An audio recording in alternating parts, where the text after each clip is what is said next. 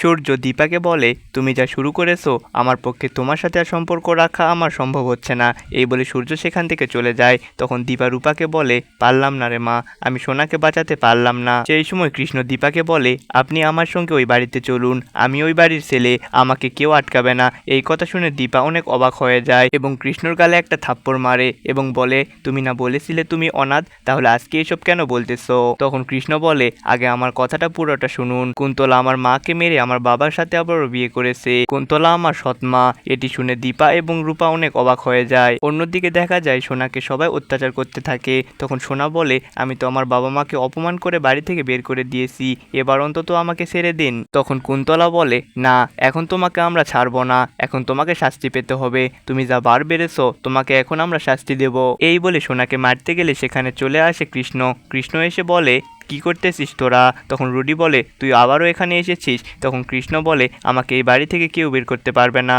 তো বন্ধুরা, এটাই দেখতে পাবো আমরা অনুরাগের ছোঁয়ার নতুন পর্বগুলোতে।